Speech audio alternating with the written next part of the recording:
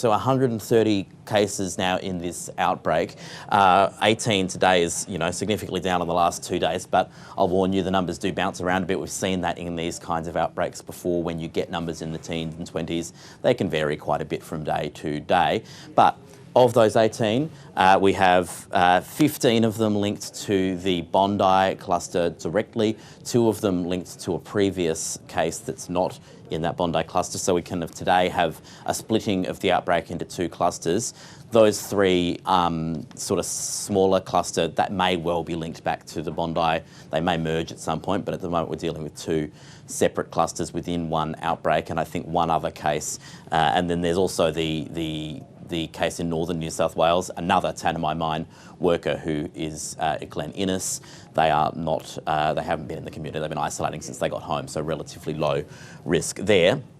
And the other thing we're seeing, 18 of those cases, 6 of them have been in isolation their entire infectious period, another 3 of them in isolation for part of their infectious period. So what we've seen with the contact tracing in New South Wales is that there's 2 parts to contact tracing. You backward trace cases that you find to try and find links back to known clusters, to known sources. That's been working really well. We're seeing almost all of these cases every day by the time they're announced at 11 a.m. already being linked back to a known source. Then there's also the forward tracing, where the contact tracers are trying to get ahead of the virus, trying to find, when you find a case, all of their close contacts and get them into isolation quickly. That's what has been slipping a little bit in the last few days. That's what we've got, 9 cases that spent their entire infectious period out in the community. You want that number to be coming down.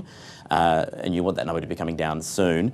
If that forward tracing picks up, then we'll start to see this cluster really becoming, or this outbreak, I should say, really becoming less of a concern. Okay, so 80 new local cases in New South Wales, as you've detailed, Casey. Kerry Chant, the state's Chief Medical Officer, said late this morning that cases were likely to increase over the next few days. So what's the pattern that's usually followed by outbreaks like this? Is there a usual pattern? Yeah, I mean, there are unique elements to all of these outbreaks. There's no particular unique pattern. This one started kind of slow. There wasn't any super spreading event really early in the outbreak, as we did see in the, let me actually go to, not that chart, but let me go to this one.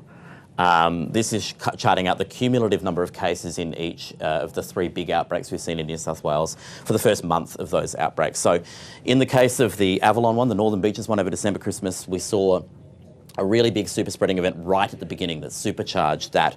We didn't see that in the Bondi cluster. We have now seen some of those very big ones, the West Hoxton Park birthday party. We now have 24 of the people that went to that party infected, and it was only a party of about 30 people, so almost everyone there, plus now some close contacts. So that cluster, that sub-cluster within the Bondi cluster is 31 cases. And the other thing worth noting there is that virtually everyone that went to that party that isn't infected is vaccinated, and the people that are infected are the people that weren't vaccinated at that party. We have another one as well. The Great Ocean Foods wholesaler is a workplace cluster of 16 cases now, a super spreading event that's really supercharging that. And so because those have been found recently, what we're likely to find, and the reason that the government's saying numbers are probably going to go up again in the coming days, the household contacts of each of those people will now be tested.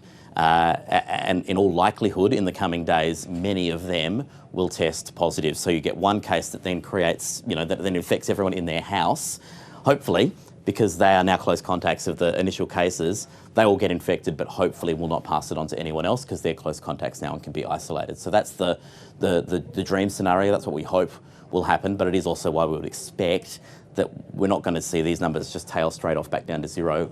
There is always kind of a second wave, an aftershock of every case, and that is the household contacts of those people.